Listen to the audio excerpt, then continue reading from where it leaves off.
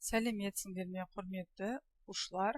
Әдебиеттік оқу сабағын бастаймыз. 62-ші сабақ. Сабағымыздың тақырыбы «Қош келдің, Наурыз».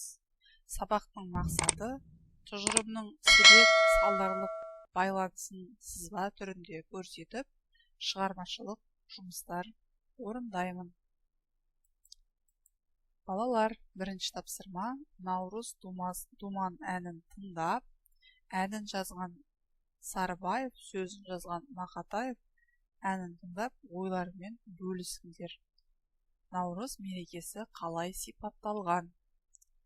Наурыз айы туғанда, той болушы еді бұл маңда, сақталушы еді сыбаға, сапарға кеткен ұлдарға.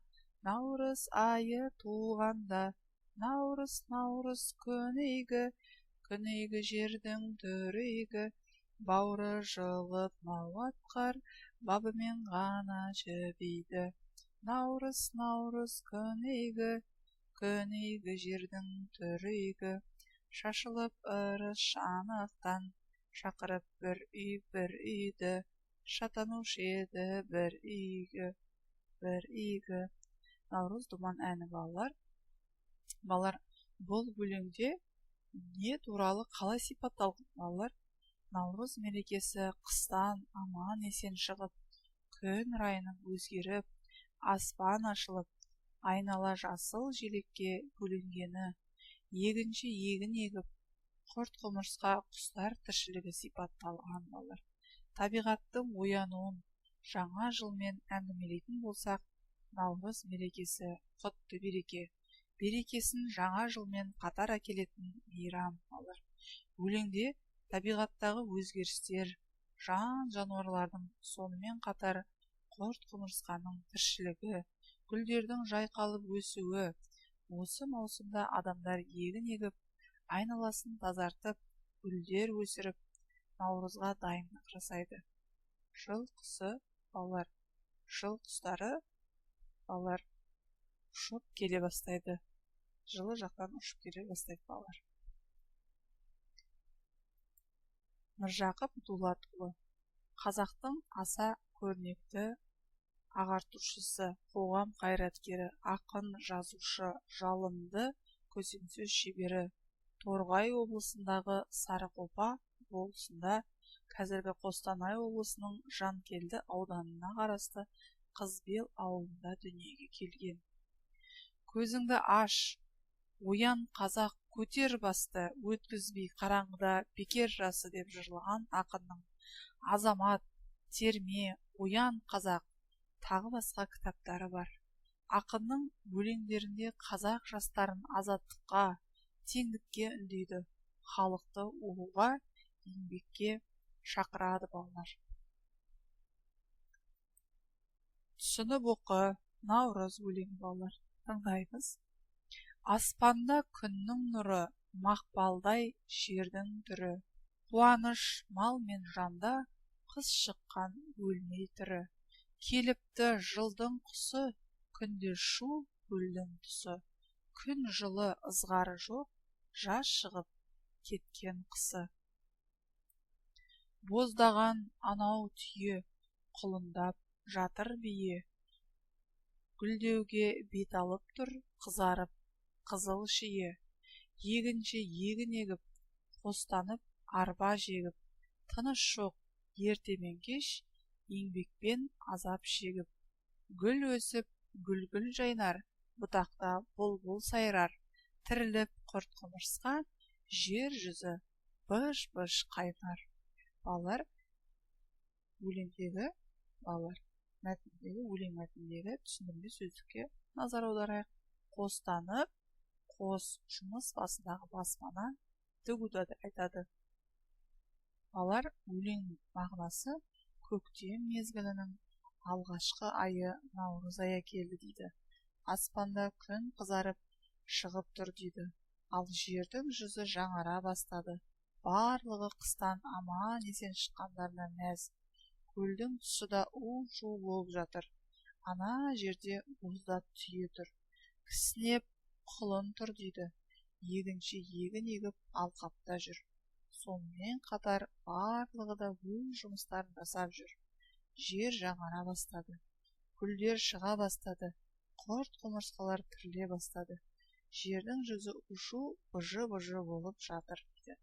Балалар, көктем мезгілінде барлығы қыстан аман есен шыққандарына мәз мейрам болады. Сөйтіп Наурыз мерекесін тойлайды. Наурыз көжесін пісіріп, ұлттық киімдерін киіп, бір-бірінен аман саулық сұрасып тойлайды. Екінші тапсырма бала, тапсырмаларды орындайық. Табиғаттың оянуын жаңа жылмен байланыстырып әңгімелеңдер. Табиғаттың оянуы жаңа жыл басы Наурызбен байланысты. Наурыз айында барлық тіршілік иесі оянады. Жер жүзі жасыл желекке оранады. Күн жылынып, құстар да келеді, малдар төлдеп, егіншілер егін егеді. Үшінші тапсырма балалар. Өлеңде табиғаттағы өзгерістер туралы не айтылған? Өлеңдегі табиғат өзгерістері: адамдар қуанып, қыс шығып, көктем келді. Күн жылынып, малдар төлдейді. Барлық адамдар тіршілік етеді. Төртінші тапсырма балалар. Осы маусымда адамдар не істейді? Осы маусымда адамдар жер жыртып, егісті егеді. Құрастыр. Өлеңдегі жыл құсы тіркесіне анықтама жаз. Жыл құсы көктем мезгілінің келуі. Балалар, алтыншы тапсырма. Мәтінді түсініп, оқып бір-біріңе түсіндіріңдер. Наурыз қазақтың шын мағынасындағы ұлттық мейрамы. Наурызды қазақта басқа күншығыс елдерінің көбі, мәселен Үндістан, Иран, Ауған, Бұхар, Кавказдықтар да мерекелейді. Бірақ бұлардың бәрімен салыстырғанда Наурызды біздің қазақтың мерекелеуі айрықша сыйымды, артықша дәлелді. Неге десеңіз, Наурыздың 22-сінде күн мен түн теңеледі. Малсыз қазақтың күні бар ма? Сол малын аман сақтау үшін еңбек сіңірген қазақ жаздың жеткеніне қалайша өзгелерден артық қуанбасын. Жаздың басы жаңа күн, Наурызды қалайша мейрам етпесін. Балалар, бұл мәтінді бір-бірімізге түсіндіріп, бір-біріне түсіндіріңіздер. Балалар, Наурыз мерекесін біздің елден басқа да елдер тойлайды екен, иә? Бірақ біздің ел Наурыз мерекесін айрықша атап өтеді, айрықша күтеді. Себебі қыстан аман есен шыққандарын тойлап, барлығы бір-бірінің үйіне қонаққа барады екен. Мәз мейрам болады. Қазақтың ұлттық ойындарын ойнайды. Ұлттық киімімізді киіп, түрлі ойындар сонымен қатар ақсақалдар бата береді. Наурыз көже жасалынады екен. Ұлыстың ұлы күні қазақ елінде осылай тойланады.